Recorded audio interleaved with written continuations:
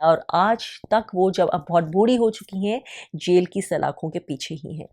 Cold blood में वो बिना किसी प्रोवोकेशन में डैन का और लिंडा का मर्डर कर देती हैं। देखने वाली चीज़ है कि जो मूवी में उनका बिहेवियर दिखाया गया है और जो रियल लाइफ इंटरव्यू में उनके बच्चों ने भी बाद में बड़े होकर बोला, वो सारी ही बातें उनके इस क्लेम को सपोर्ट नहीं करती हैं कि उनके हस्बैंड ने ऐसा कुछ किया। इनफैक्ट एक सीमिंगली, यानी कि जो दिखती है एक एफिशिएंट हाउसवाइफ, एक एफिशिएंट लविंग मदर के पीछे का जो सच है, जो अंदर की असलियत है, जो सिर्फ उसके हस्बैंड को शायद पता है और उनके बच्चों को पता है, या फिर उन लोगों के जो अलग अलग इन्वायरमेंट्स में उनके करीब आते हैं, वो सच दर्शकों को पता चलने लगता है। Hell hath no fury like a woman scorned। अंग्रेजी की इस बेहद मशहूर कहावत का अर्थ सिर्फ इतना ही है कि वैसा गुस्सा, वैसा रोष किसी का नहीं है दुनिया में, जैसा एक उस औरत का जिस तिरस्कार मिला है, घृणा मिली है, जिसे अपमान मिला है। मानो इस कहावत का सीधा सीधा प्रदर्शन है 1992 की डिक लाउरी द्वारा डायरेक्टेड हॉलीवुड की movie A Woman Scorned, the Betty Broderick story. आज इसी कहानी को, इसी मूवी को और इसके पीछे जो ट्रू लाइफ इवेंट्स हैं जिनकी भी मैंने रिसर्च की है, उनको इस्तेमाल करके रोशनी डालना चाहूँगी दो ऐसी कंडीशंस पे जो ना सिर्फ बहुत ही इंटेंस डिस्टर्बिंग पर्सनालिटी डिसऑर्डर्स हैं, लेकिन डेंजरस भी हैं उस इंसान के लिए जो इनसे ग्रसित है, और स्पेशली जो उस इंसान के आसपास रहते हैं या उसके साथ किसी भी तरह के रिलेशनशिप में है। मलिग्नेंट वर्जन ऑफ नार्सिसिज्म और साथ ही बीपीटी, यानी कि बॉर्डरलाइन पर्सनालिटी डिसऑर्डर, जिन दोनों के ऊपर ही मैं वीडियोस ऑलरेडी बनाकर डिटेल्स दे चुकी हूँ। याद रखिए, मैंने अपने नार्सिसिज्म वाले भी एक वीडियो में कहा था कि ये जस्टिफिकेशन नहीं है, अपने ट्रॉमा का बदला दूसरों को ट्रॉमा देकर लें। इस रिव्यू को सुनते समय या फिर खुद से इस मूवी को देखते समय एक बात का ध्यान ज़रूर रखिएगा कि वाइल दो इंडिविजुअल्स की या अलग अलग कल्चर्स के लोगों की, अलग अलग सोसाइटीज़ की या अलग अलग इन्वायरमेंट्स में पले बड़े लोगों की सही और गलत का, नैतिक या अनैतिक की परिभाषाएं बदल सकती हैं, लेकिन फिर भी हमें as a consciously expanded people सही और गलत को कभी कभी न्यूट्रली समझना बहुत ज़रूरी होता है। और साथ ही ये ध्यान रखना बहुत ज़रूरी होता है कि एक गलत को सही करने के लिए उससे कई ज़्यादा गुना बड़ा गलत कभी भी जस्टिफाइड नहीं हो सकता है। और इंसान की यही सही समझ भी है जो फ़र्क करती है एक सिविलाइज्ड और मेच्योर सोसाइटी के बीच और एक अनसिविलाइज, पिछड़ी हुई और इमेच्योर सोसाइटी के बीच। कहानी में दिखाया गया है कि बेटी ब्रॉडरिक और उनके हस्बैंड डैन ब्रॉडरिक कैलिफोर्निया के सैन डिएगो नाम के शहर में बहुत अच्छी ज़िंदगी व्यतीत कर रहे हैं। डैन हॉटशॉट लॉयर हैं और उनके ज़िंदगी के इस स्टेज तक आने में जहां वो काफ़ी कामयाब हैं और अपनी एक फर्म चलाते हैं, उनकी वाइफ का भी बहुत बड़ा हाथ रहा है उनके इनिशियल सपोर्ट का, उनका घर संभालने के लिए। और इनिशियली जब वो मेडिकल स्कूल में थे और उसके बाद लॉ पढ़ने का जब उन्होंने फैसला किया, तो इस सारे दौरान में, इस सारे फेज़ में उनकी वाइफ भी उनके घर का खर्चा चलाने में उनकी मदद कर रही थी। इसके साथ साथ उनके 4 बच्चे भी हैं और उन 4 बच्चों की जो परवरिश है उसका अधिकतर ज़िम्मा जो है उनकी बीवी के ऊपर ही है। और वो बहुत ही एक सक्षम हाउसवाइफ है, अपने बच्चों की नीड्स का ख्याल रखती हैं, इंक्लूडिंग उनको फुटबॉल गेम्स पे ले जाना, उनको पिकअप ड्रॉप करना और बाकी घर को ठीक से अरेंज करके रखना। एक फुल्ली जो अच्छे से एक फंक्शनल होम है ऐसा दिखाया गया है कि उनकी जो एफिशिएंसी है वो एक तरह से बैकग्राउंड है, वो एक तरह से फाउंडेशन है डैन की और उसके बच्चों की अच्छे से स्मूथली रनिंग लाइफ है उसकी। जहाँ डैन बहुत ही सक्सेसफुल हैं, एम्बिशियस हैं, अपनी बीवी को और अपने बच्चों को एक बेहद लग्जूरियस लाइफ देना अफोर्ड कर सकते हैं, वहीं उनकी बीवी बाकी की सारी ज़रूरतों का ख्याल रखती हैं। लेकिन बाहर की इस पिक्चर परफेक्ट इमेज के पीछे मालूम पड़ता है कि बहुत सारी ऐसी डिसफंक्शनैलिटीज़ हैं जो उनके घर को, उनकी गृहस्थी को और उनके आपसी रिलेशनशिप को अंदर ही अंदर खाई जा रही हैं, डिस्ट्रॉय कर रही हैं, इंक्लूडिंग द फैक्ट कि बेटी बहुत ज़्यादा पैसिव अग्रेसिव हैं, बहुत ज़्यादा बिटर रहती हैं, उनके मूड स्विंग्स होते हैं और छोटी-छोटी जो फैमिली की सिचुएशंस होती हैं, जहाँ पर वो कंटेंटेड फील कर सकती हैं, जहाँ पर वो एक मैच्योर इमोशनल रिस्पॉन्स दे सकती हैं, वहाँ पर वो बहुत ज़्यादा हाइपर सेंसिटिव होती हैं, बहुत ज़्यादा रिएक्टिव स्टेट में होती हैं, बहुत ज़्यादा उनका रिस्पॉन्स जो है वो एंग्री होता है, उनके जो शब्द होते हैं वो तिरस्कार से भरे होते हैं, उनका जो रिएक्शंस होते हैं वो ऑफन बहुत एम्बैरेसिंग होते हैं डैन के लिए और बहुत ज़्यादा इम्पल्सिव होते हैं, ऑफन बहुत रैश भी होते हैं और डेंजरस भी होते हैं। डैन की अगर सबसे बड़ी गलती कुछ बताई जा सकती है तो वो ये है कि वो अपने एम्बिशन में और अपने काम में इतने ज़्यादा इंग्रॉस्ड हैं कि वो ऑलमोस्ट वर्कहोलिक बन गए हैं। लग्जरीज तो वो उन्हें देते हैं,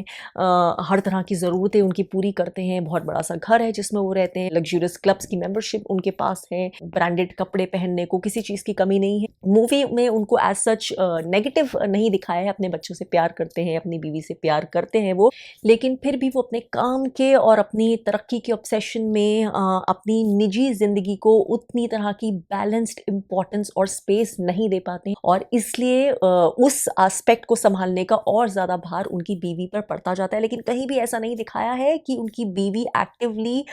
इस चीज़ को पसंद नहीं करती है। इनफैक्ट वो बहुत ज़्यादा हाई फंक्शनल दिखाई गई हैं और सब कुछ बहुत एफिशिएंटली मैनेज करती हैं। ऐसा भी क्लियरली लगता है कि उन्हें ये सब करने में बहुत मज़ा आता है, क्योंकि ये सब करने में उनको बहुत ज़्यादा पावर भी मिलती है, अथॉरिटी की फीलिंग भी मिलती है, बहुत सारी डिसीजन मेकिंग की एबिलिटी भी उनके हाथ में होती है। इनफैक्ट जिस तरह की लाइफ का, स्टेटस का, लग्जरीज का शौक उनके हस्बैंड को दिखाया गया है, उनका भी शौक कुछ कम नहीं दिखाया गया है। ऐसा कहीं नहीं दिखाया गया है कि वो चाहती हूँ कि उनका हस्बैंड काम करना कम कर दें, लेकिन शुरू से भी कुछ इस तरह का भी दिखाया गया है कि वो अपने हस्बैंड को लेके या अपने हस्बैंड के द्वारा कमाए हुए पैसे को लेके, रिसोर्सेज को लेके काफ़ी पोसेसिव होती है और उन्हें ये पसंद नहीं आता कि वो अपने रिसोर्सेज किसी और के साथ भी जेनरसली शेयर करें। वो काफ़ी इरिटेट होती हैं जब एक क्लब की पार्टी में उनके हस्बैंड अपने किसी मेंटोर को ट्रैवल टिकट्स देते हैं, अपने मेंटोर को, उनकी वाइफ को, तो उन्हें ये चीज़ पसंद नहीं आती कि इतना खर्चा उन पे क्या करने की ज़रूरत थी। और एक और वेकेशन पे जब उन्हें रियलाइज़ होता है कि उनके हस्बैंड अपने ही भाई पे बहुत सारा पैसा लगा रहे हैं, तो उन्हें ये भी पसंद नहीं आता। हालांकि डैन उस समय उन्हें बताते हैं कि वो और उनका भाई मिल के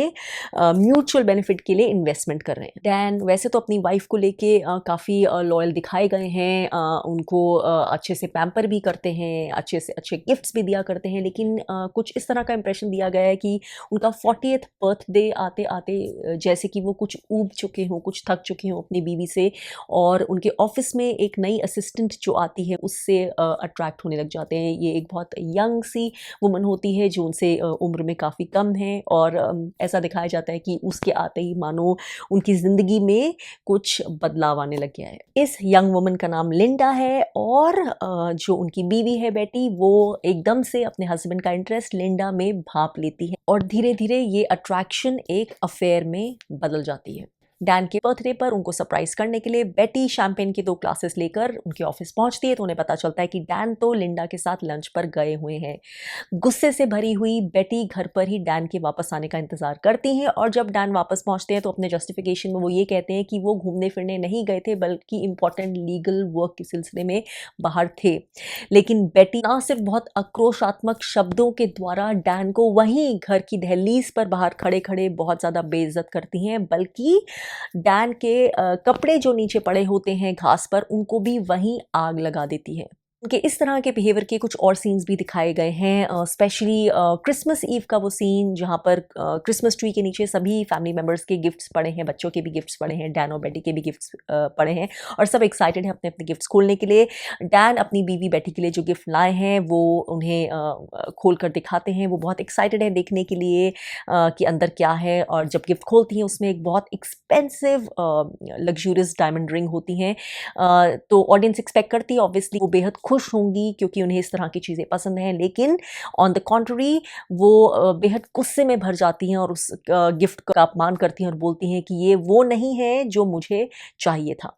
गिफ्ट तो उन्हें वही चाहिए था, लेकिन क्योंकि डैन उसमें अपनी सी थोड़ी पसंद डाल देते हैं, अपनी चॉइस की रिंग ले लेते हैं, ये बात उन्हें बिल्कुल कतई पसंद नहीं आती। उनका कुछ इस तरह का ही बेहद अग्रेसिव, बिटर और एंग्री मूड कोलोराडो में भी दिखाया गया है, जहाँ पर वो सब लोग स्कीइंग वेकेशन पर जाते हैं अपने बच्चों के साथ और डैन के भाई के साथ। वहाँ पर भी उनके मूड के कारण डैन को उनको कैबिन के अंदर ही छोड़कर अकेले ही अपने बच्चों के साथ और अपने भाई की फैमिली के साथ बाहर जाना पड़ता है। लेकिन इस बात से वो ऑलमोस्ट रिलीव्ड हैं कि उन्हें जो बाकी का वेकेशन है उसमें अपनी बीवी के टेम्पर को, उसके बुरे मूड को सहना नहीं पड़ेगा। अगर आपने मेरे नार्सिसिस्टिक वाइफ वाले वीडियो को देखा है तो आपको याद होगा कि उसमें मैंने शेयर किया था कि नार्सिसिस्टिक वाइफ का एक जो ट्रेट होता है वो ये होता है कि वो कोई भी फैमिली में अच्छा ओकेजन होता है, कोई भी खुशी का माहौल होता है, कोई भी हॉलीडे का टाइम होता है, उसको बर्बाद करने में, सबके लिए डिस्ट्रॉय कर देने में कोई कसर नहीं छोड़ती है। जब वो उनके बर्थडे के दिन उनके कपड़े बर्न कर देती हैं, डैन के एक गोल्फ मेट और उनके वर्क कोलीग उनको गोल्फ कोर्स पे बोलते हैं कि ये एक औरत ऐसी है तुम्हारी वाइफ जो तुम्हें ऑलमोस्ट तुम्हारे हनीमून से बोल रही है कि I want a divorce, doesn't that worry you. तो ये सारी चीज़ें, ये सारे हिंट्स और क्लूज़ धीरे धीरे हमें बेटी के असल कैरेक्टर के बारे में, उसकी इनर स्टेट के बारे में बताते जाते हैं। उनकी एक जो बहुत efficient wife, efficient housewife, efficient mother, loving mother के पीछे की जो एक असलियत है, जो उनके असली अंदर का कैरेक्टर है, जो उनकी इनर स्टेट है। और फाइनली दिखाया जाता है कि डैन इन सब चीज़ों से परेशान होकर एक दिन उन्हें रेस्टोरेंट में बुलाते हैं, क्योंकि वो नहीं चाहते कि उनके घर में उनके अकॉर्डिंग कोई सीन क्रिएट हो। इसलिए उन्हें लगता है कि जो बात उन्हें करनी है वो रेस्टोरेंट में ही करना ठीक होगा, क्योंकि उस माहौल में उनकी वाइफ अपने बिहेवियर पे थोड़ा सा कंट्रोल फिर भी रखेंगी। वहाँ पे उन्हें वो ये बताना चाहते हैं कि मैं साथ में नहीं रहना चाहता हूँ, कब तक के लिए ये मैं नहीं बता सकता। तो ऑब्वियसली ये क्लियर हो जाता है कि ये जो है अंत की शुरुआत है। अब वो अपनी वाइफ के साथ अपनी मैरिज को नहीं निभा सकते हैं और धीरे धीरे अब वो उनसे ड्रिफ्ट अपार्ट हो रहे हैं। ये पहली स्टेज है आने वाले डाइवोर्स की। बस फिर क्या है, वहीं से शुरू हो जाती है उनकी सारी trail of destruction and she is absolutely unstoppable. Dan के वर्कहोलिज्म को, उनके एक्सेसिव एम्बिशन को मैं जस्टिफाई नहीं कर रही हूँ, मैं उसे अप्रूव नहीं कर रही हूँ, लेकिन फिर भी वो अपने आप में इतना बड़ा गुनाह नहीं है एज कंपेयर टू जो हरकतें उन्हें अपनी वाइफ की झेलनी पड़ती हैं। और स्पेशली तब जब वो कुछ अच्छा करने की कोशिश कर रहे होते हैं, फैमिली का मूड अच्छा बना के रखने की कोशिश कर रहे होते हैं, कंसीलिएटरी बिहेवियर करने की कोशिश कर रहे होते हैं, सिचुएशन को बैलेंस करके चलने की कोशिश कर रहे होते हैं। उनके एक दूसरी औरत के प्रति अट्रैक्ट हो जाना, वो भी जो उनसे कई सालों छोटी है, और उसके साथ अपनी पूरी एक बसी हुई गृहस्थी होने के बावजूद अफेयर शुरू कर देना, ये उनका बड़ा गुनाह है। इसको भी ऑब्वियसली मैं बिल्कुल भी जस्टिफाई नहीं कर रही, लेकिन और ये बहुत बड़ा और बेहद इम्पॉर्टेंट लेकिन है, हर एक्शन किसी कॉन्टेक्स्ट में होता है, वो वैक्यूम में नहीं होता है। उसके पीछे की कहानी समझना, उस एक्शन को पूरी तरह से समझने के लिए बहुत ज़रूरी होता है। तो अगर इस कहानी को हम ठीक से समझना चाहते हैं, डैन के बिहेवियर को ठीक से समझना चाहते हैं, चाहे हम उसके बिहेवियर को अप्रूव करें या बिल्कुल नहीं करें, तो हमारे लिए ये समझना बहुत ज़रूरी है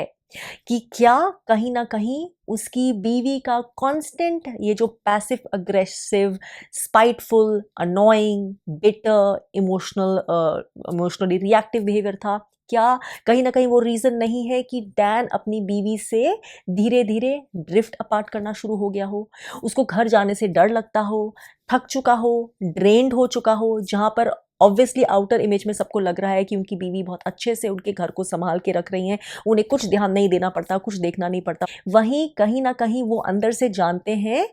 कि वो अपनी बीवी के साथ इसलिए भी समय इतना स्पेंड नहीं करना चाहते, या अपनी फैमिली के साथ इसलिए भी इतना समय स्पेंड नहीं करना चाहते, क्योंकि जब वो ऐसा करने की कोशिश करते हैं तो किसी ना किसी तरीके से उनकी बीवी वो सारा माहौल ख़राब कर देती है।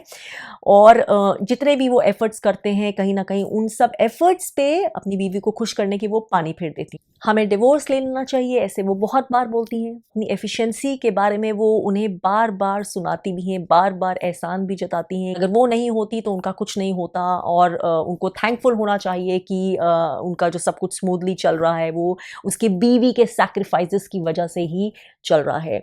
तो जहाँ पर वो एक एफिशिएंट बीवी तो अपने घर में पाते हैं, लेकिन शायद वो जो एक इमोशनल कंपेनियनशिप चाहते हैं, एक फ्रेंडशिप चाहते हैं अपनी बीवी के साथ, वो शायद उन्हें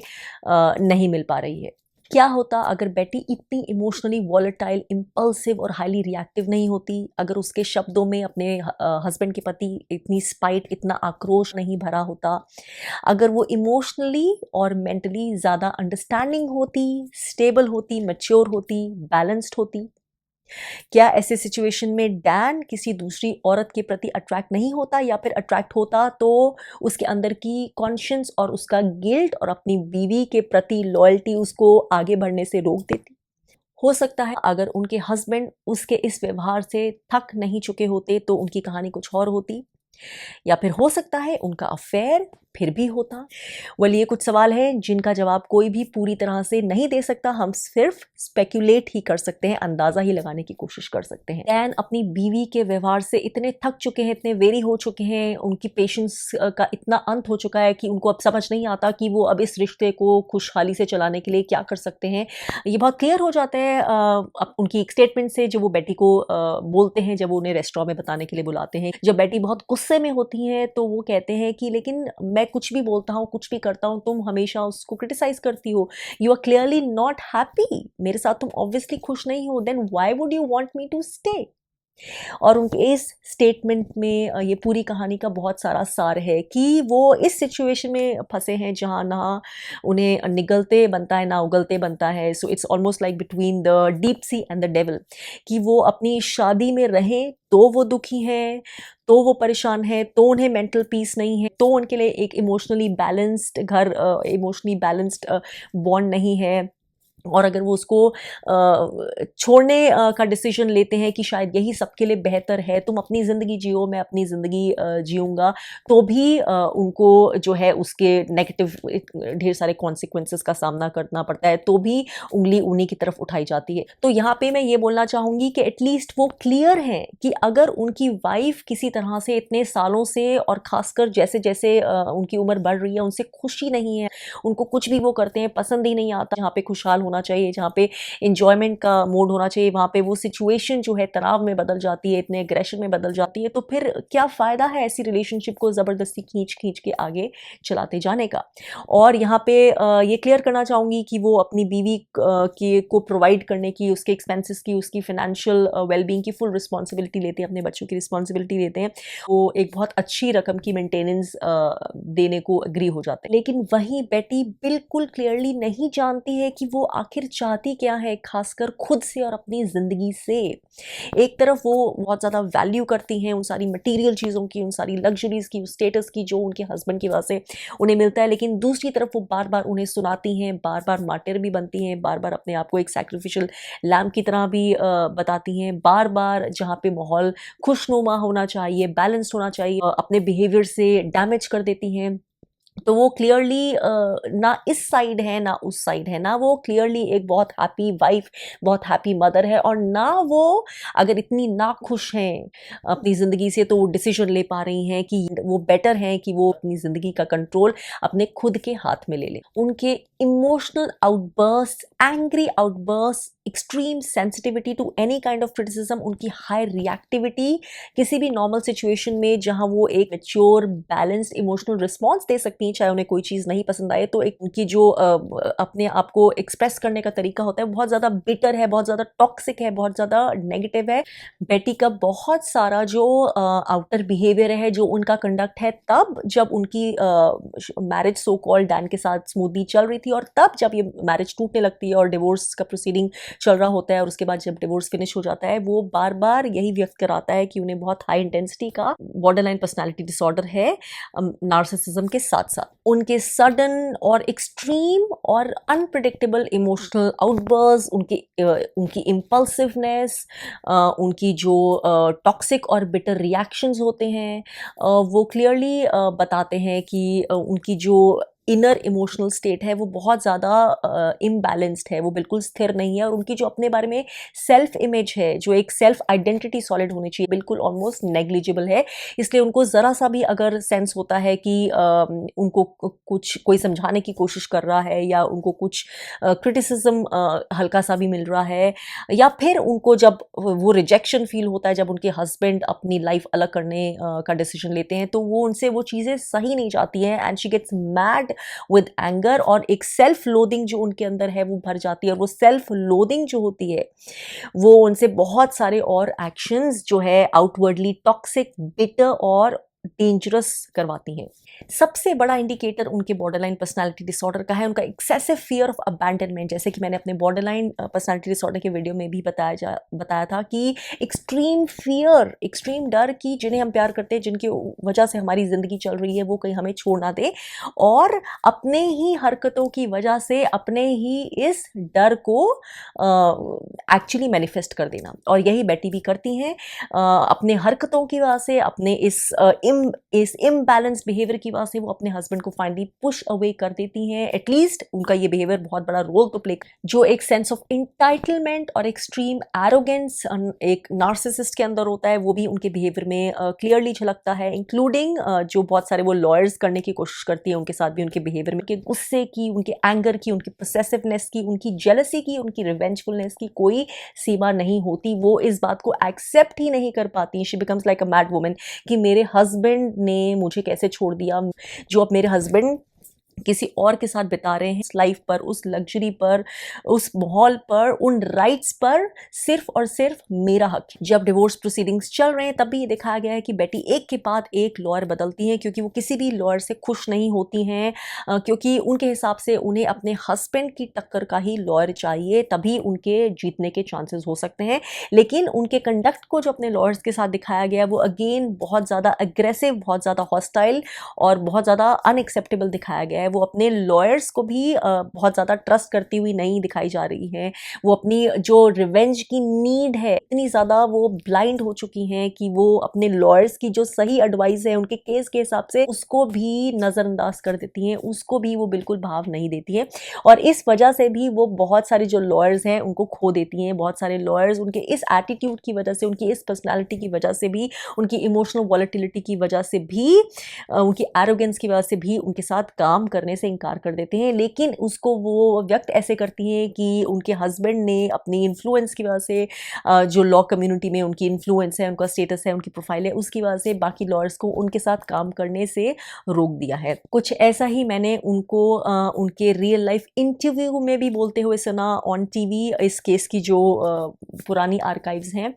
इनफैक्ट उनके बच्चे भी इंटरव्यू में भी यही बोलते हैं, जो रियल लाइफ इंटरव्यू है, कि नहीं, उनके फादर ने उन्हें मैनिपुलेट करने की कोशिश नहीं की। उनकी माँ उनकी इस केस में भी अपना जो है अपनी विक्ट्री गेन करने के लिए, अपने पक्ष को ऊपर रखने के लिए उन्होंने बच्चों को भी नहीं छोड़ा। और मूवी में भी कुछ ऐसा ही दर्शाया गया है। उनको लगता है कि डैन वापस आ जाएगा, बोल रहा है, लेकिन उसकी ज़िंदगी उनके बिना नहीं चल सकती, आज नहीं तो कल वो वापस आ जाएगा। लेकिन जब वो रियलाइज़ करती हैं कि नहीं, डैन अपने डिसीजन के बारे में बहुत ज़्यादा कमिटेड है, अब वो डेस्परेट हो जाती हैं, और वो एक दिन अपने बेटे को,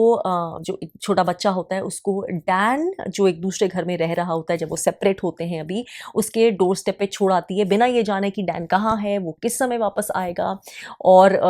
डैन ये देख के ऑब्वियसली बहुत ज़्यादा शॉक्ड हो जाता है, और ऐसा वो बाकी बच्चों के साथ भी करती हैं, और ये उनके बच्चों ने अपने रियल लाइफ इंटरव्यूज़ में भी बताया है। तो इससे भी हमें पता चल रहा है कि जो इनकी इमेज थी एक बहुत लविंग मदर की, वो झूठ था, क्योंकि जहाँ पर उनका गुस्सा है, उनका स्पाइट है, उनकी रिवेंज की फीलिंग है, उनकी जो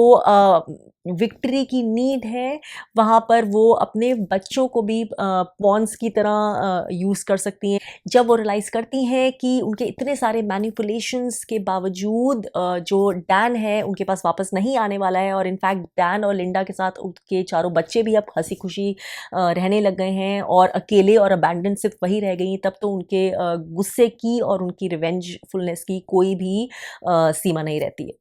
डैन के घर फ़ोन कर करके और उसकी आंसरिंग मशीन पे भी वो बार बार बहुत obscene including sexually vulgar messages छोड़ती है डैन के बारे में, लिंडा के बारे में। और उसे मालूम है कि ये सारे मैसेजेस उसके छोटे बच्चे भी सुनते हैं। और जब उसका जो छोटा बेटा होता है एक बार फ़ोन उठा लेता है, ऑलमोस्ट मिन्नत करता है कि मदर की मॉम इस तरह के मैसेजेस मत छोड़ा करो, इन मैसेजेस की वजह से हम आपसे बात नहीं कर पाएंगे, हमारे ऊपर पाबंदी लगा दी जाएगी। तो वो फिर भी उसको नज़रअंदाज करती है और अपने आप को विक्टिम की तरह पेश करती है। सुनकर उसका बेटा बहुत ज़्यादा ऑब्वियसली रो रहा है, ट्रॉमेटाइज्ड हो रहा है, लेकिन वो फिर भी अपने हस्बैंड के बारे में और लिंडा के बारे में इस तरह के शब्द, इस तरह का जो पॉइजन है वो अपने बेटे के दिमाग में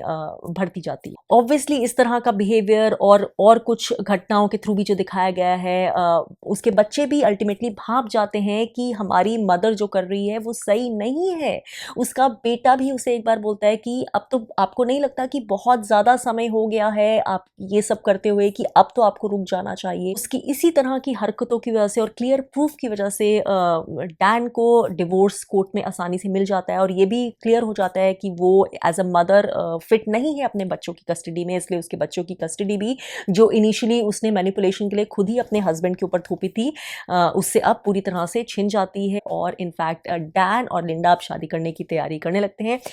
इन सब चीज़ों में बहुत समय लगता है, लेकिन इतने समय के बावजूद उसका गुस्सा थमने के बजाय कि वो अपनी ज़िंदगी में बैठ के खुद को देखे, आत्मविचार करे, इंट्रोस्पेक्शन करे कि कहाँ मैं गलत हो गई,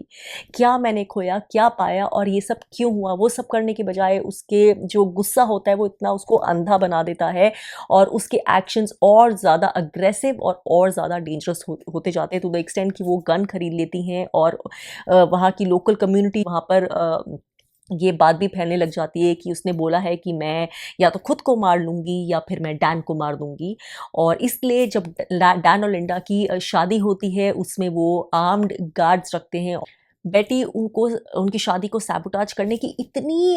ज़िद में होती है कि वो उनकी गेस्ट लिस्ट भी चुरा लेती है और हर एक गेस्ट को पर्सनली कॉल करके बोलती है कि उनकी शादी में मत जाना। अपने यही इमोशनल और बिटर और एंग्री इम्पल्सिव एक्शंस की वजह से बेटी जो 2-4 दोस्त रखती भी है, जो 2-4 वेल विशर्स रखती भी है, उनको भी खो देती। इनफैक्ट अपनी एक इकलौती बची हुई जेन्युइन लॉयल फ्रेंड और वेल विशर उनके बिहेवियर से इतनी परेशान हो जाती है और वो देखती हैं कि वो किस हद तक जाने को तैयार है डैन लिंडा को बर्बाद करने के लिए। तो वो उनसे बोलती हैं कि you are not the only woman whose husband left her and you won't be the last. I'd advise you to keep your cool. Any guesses कि इस एडवाइस के साथ बेटी क्या करती हैं?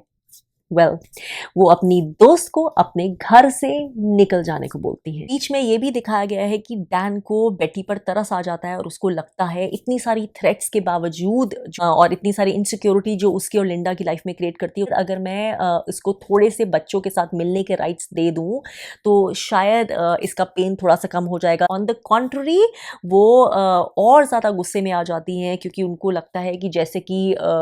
ये उनकी झोली में डैन ने एक भीख की तरह एक राइट फेंका है। बहुत सारा कंडक्ट इंक्लूडिंग इंटेंस इमोशंस जिनसे वो खुद ही डील नहीं कर पाती, इंटेंस सेल्फ लोडिंग, इंटेंस डर अबैंडन हो जाने का, ज़िंदगी के प्रति कैसे रिस्पॉन्ड करना है, ज़िंदगी को, लोगों को, सिचुएशंस को सिर्फ ब्लैक में या वाइट में देखना, जहाँ ये सारी चीज़ें क्लियरली इंडिकेट करती हैं कि वो बॉर्डर लाइन डिसऑर्डर से एक इंटेंस तरीके से ग्रसित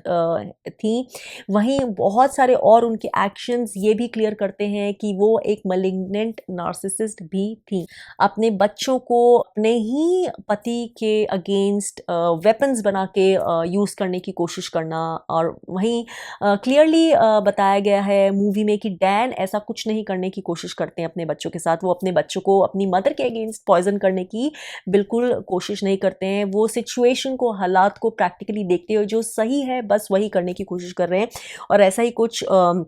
इनके बच्चों के रियल लाइफ इंटरव्यू में भी उन्होंने शेयर किया है। जब पुलिस उन्हें रिस्ट्रेन करने आती है तब भी उनका बिहेवियर बहुत ज़्यादा अग्रेसिव होता है। उनको जब रिस्ट्रेनिंग ऑर्डर्स मिलते हैं और कोर्ट से वार्निंग्स मिलती हैं अपने एक्शंस को कंटेन करने के लिए, उसके बाद भी जो उनका थ्रेटफुल बिहेवियर होता है वो सब वो फिर भी नहीं रोकती हैं। किसी भी एक्सटेंट तक चले जाना उनके मैलिग्नेंट नार्सिसिज्म का प्रूफ है। और कोल्ड ब्लडेड मर्डर कर देना और उसके बाद बिल्कुल रिमोर्स की फीलिंग तक नहीं होना, ये क्लियर इंडिकेशन अगेन है कि उनके अंदर सोशियोपैथिक ट्रेट्स हैं। अभी भी वो जीवित हैं, आज तक वो यही मेंटेन करती हैं कि उन्होंने जो किया सही किया और वो यही डिजर्व करते थे। और ये सबसे बड़ी निशानी होती है एक मलिग्नेंट नार्सिसिस्ट की, एक सोशियोपैथ की। मॉरल कॉन्शियंस बिल्कुल भी नहीं होती है, they are cold and ruthless. Criminal actions किसी भी वक्त किसी भी चीज के लिए और स्पेशली अनप्रोवोक्ड किसी भी तरह के, चाहे छोटे से छोटे भी हों, मर्डर तो बहुत दूर की बात है, कभी भी जस्टिफाइड नहीं होते हैं और ना हो सकते हैं। चाहे आपको किसी भी तरह का दुख हो अंदर से, और चाहे गलती कितनी भी, चाहे 100% भी सामने वाले की हो, जो इस सिचुएशन में ऑब्वियसली नहीं है। ना सिर्फ वो अपनी जिंदगी को बर्बाद कर देती हैं, सैबोटाज कर देती हैं, बल्कि अपने साथ साथ अपने बच्चों की भी खुशी को बर्बाद करती हैं। अपने ऊपर काबू रखना, सही और गलत की हर समय समझ रखना, और ये जानना कि हमारे दायरे कहाँ शुरू होते हैं, कहाँ खत्म होते हैं, यहाँ पे अब जो भी एक्शन करना है वो हम खुद के साथ ही, खुद के अंदर ही कर सकते हैं। ये समझना हर इंसान के लिए बेहद बेहद जरूरी होता है। इंटरेस्टिंगली अपने इसी कोल्ड और अनरिमोर्सफुल एटीट्यूड की वजह से उनको कभी पैरोल नहीं मिल पाया। याद रखिए, इंसान से हैवान बन जाने की कभी भी कोई जस्टिफिकेशन नहीं होती है। इंसान में और हैवान में क्या फर्क होता है, ये समझने की एबिलिटी हमारे अंदर हमेशा होती है, और बेटी ब्रॉड्रिक यही नहीं कर पाई।